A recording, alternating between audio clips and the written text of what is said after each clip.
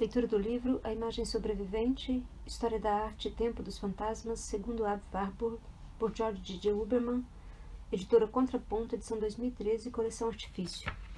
Capítulo 1, A Imagem Fantasma, Sobrevivência das Formas e Impurezas do Tempo. Item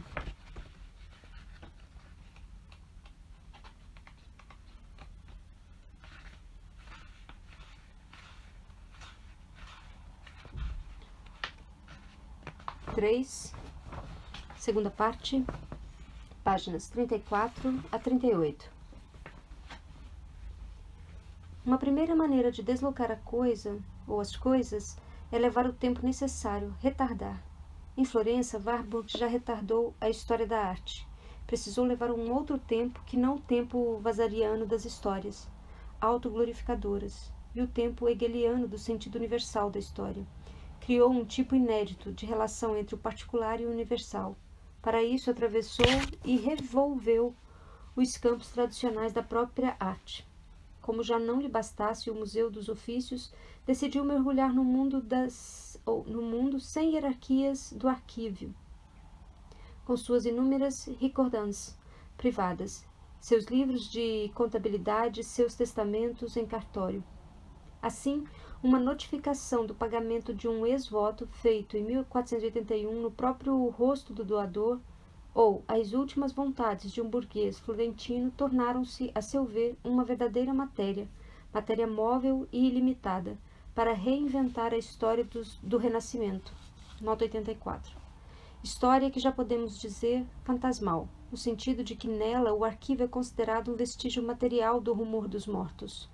Warburg escreveu que, para ele, com os documentos de arquivos decifrados, tratava-se de resgatar o timbre dessas vozes inaudíveis,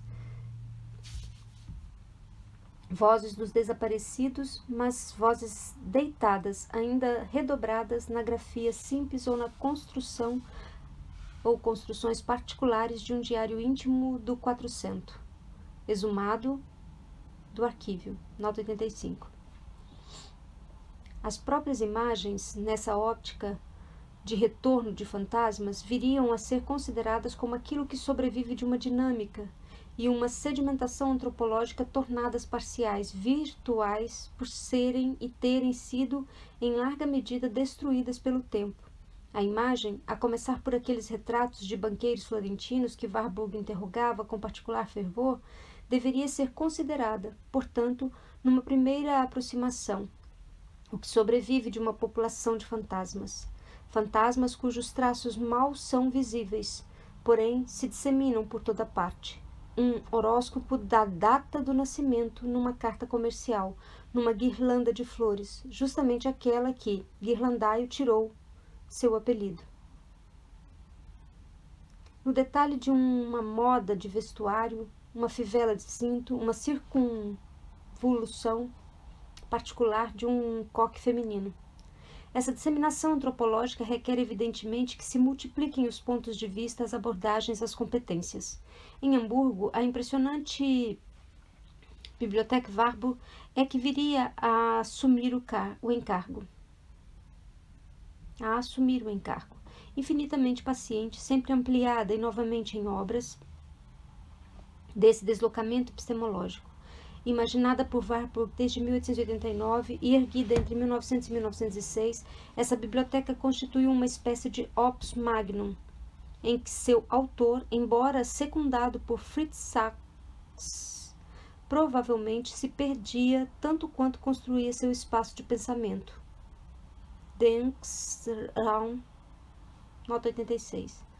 Nesse espaço rizomático, que em 1929 abarcava 60 mil volumes, a história da arte como disciplina acadêmica foi posta à prova de uma desorientação organizada.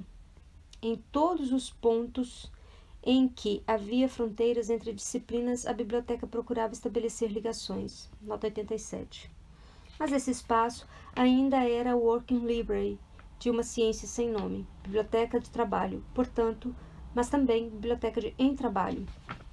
Biblioteca que Fritz Sachs disse muito bem ser, antes de qualquer outra coisa, um espaço de questões, um lugar para documentar problemas, uma rede complexa em cujo ápice, fato extremamente significativo para o nosso propósito, encontrava-se a questão do tempo e da história. Tratava-se de uma biblioteca de questões, e seu caráter específico consiste justamente em que sua classificação obriga a entrar nos problemas. No ápice da biblioteca encontra-se a ação de filosofia da história, nota 88.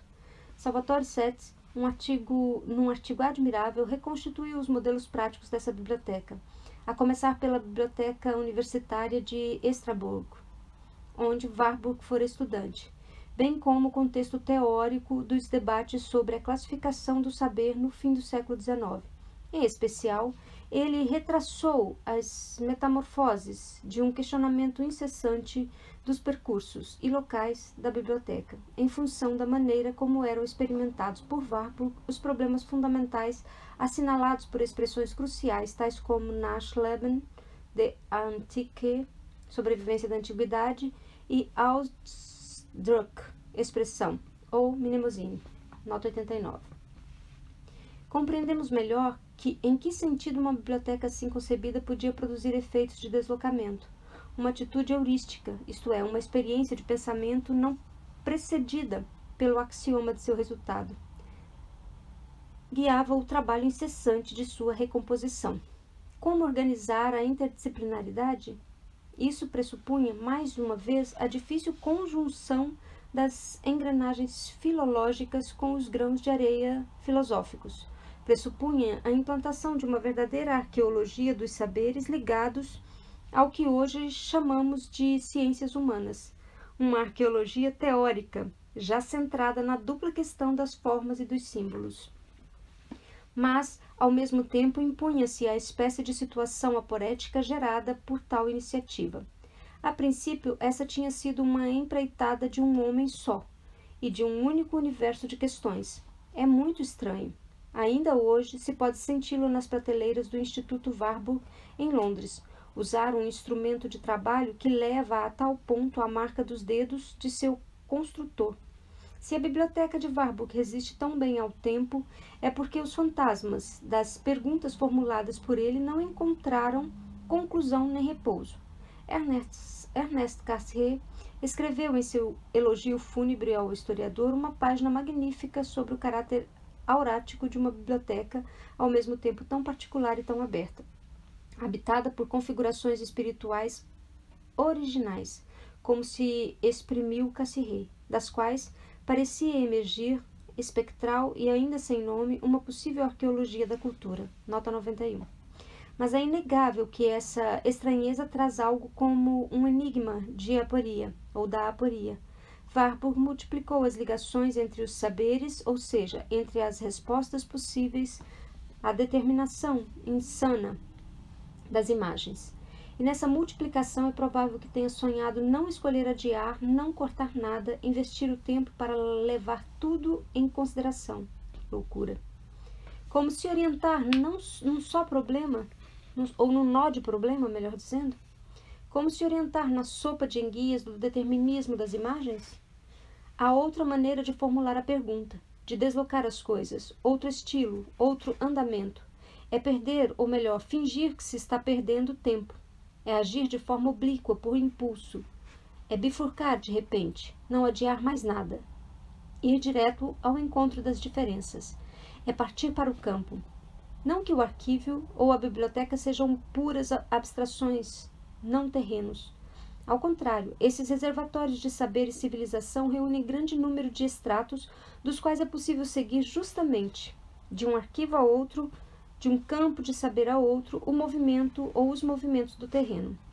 Mas bifurcar é outra coisa, é mover-se em direção ao terreno, ir ao local, aceitar a experiência existencial das perguntas que alguém formula a si mesmo.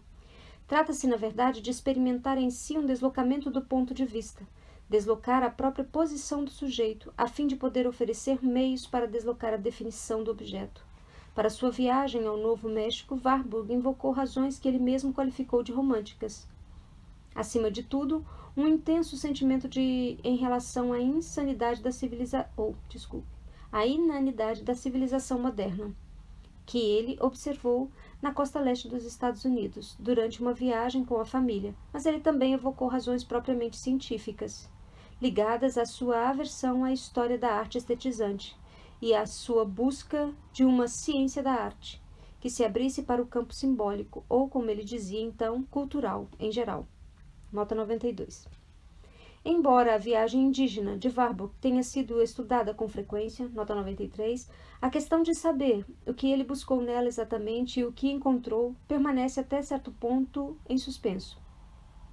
Se concordarmos em reconhecer a importância metodológica de tal deslocamento, para além das palestras perplexas, às vezes chocadas, que fariam dele o ato puramente negativo e deslocado, de um historiador da arte em plena crise moral, precisaremos nos perguntar que tipo de objeto Warburg terá encontrado durante essa viagem, que tipo de história da arte. Perguntemos sistematicamente, ou simetricamente, melhor dizendo, que tipo de tempo Warburg terá experimentado por lá, que fosse propício para deslocar a história, tal como esta costuma ser entendida na expressão história da arte. Que tipo de objeto, então, Warburg encontrou nesse campo de experiência? Alguma coisa que provavelmente ainda permanecia. Era o ano de 1895, inominada. Eu vou reler esse parágrafo. Que tipo de objeto, então, Warburg encontrou nesse campo de experiência? Alguma coisa que provavelmente ainda permanecia. Era o ano de 1895, inominada. Algo que era imagem, mas também ato, corporal, social e símbolo psicocultural. Uma sopa de enguias teórica em suma, um amontoado de serpentes, o mesmo que fervilhava como ato no ritual de Oraib, o mesmo que dardejava como símbolo em relâmpagos celestes. Figura 37, 73 e 66. Todas estarão apresentadas no vídeo e com legenda. O mesmo ainda que atravessava como imagem a visão de estalactites reptilianas no Novo México, ou as espirais de um retábulo barroco diante do qual rezavam alguns índios em Acoma, nota 94. O problema suscitado por essa concreção de atos, imagens e símbolos não é saber se Warburg buscava uma paridade ou uma disparidade em relação a seus objetos de trabalho ocidentais, florentinos, renascentistas. Será que ele estava lá para estabelecer uma analogia com o Renascimento, com suas festas, suas representações de Apolo e da serpente Piton, seus elementos dionisíacos e pagãos, como pensa Peter Burke? Nota 95. Ou estaria lá para experimentar uma completa inversão do ponto de vista ocidental e clássico, como pensa Sigrid Weigel? Nota 96. A resposta deveria ser dialética. Era na incorporação visível da estranheza, segundo a expressão de Alessandro Dal Lago, nota 97, que Warburg buscava, com certeza, uma base não comum e arquetípica, mas diferencial e comparativa com as polaridades manifestadas, segundo ele, por todo fenômeno cultural. Mas, por que esse objeto era propício para deslocar o objeto arte tradicionalmente visado pela disciplina da história da arte? Por não ser um objeto justamente, e sim um complexo, ou um amontoado, um conglomerado, um rizoma de relações. Foi essa, sem dúvida, a razão principal do compromisso apaixonado que Warburg manifestou durante toda a vida com as questões antropológicas. Ancorar as imagens e as obras de arte no campo das questões antropológicas foi uma primeira maneira de deslocar, mas também de orientar a história da arte para seus próprios problemas fundamentais.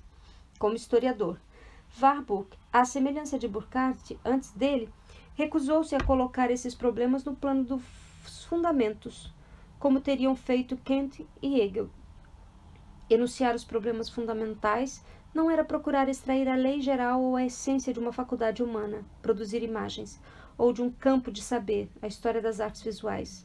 Era multiplicar as singularidades pertinentes, era, em suma, ampliar o campo fenomênico de uma disciplina até então fixada em seus objetos, desprezando as relações instauradas por esses objetos, ou pelas quais eles eram instaurados, como um fetichista em seus sapatos. Continuaremos a leitura da terceira parte desse item no próximo vídeo. Até lá!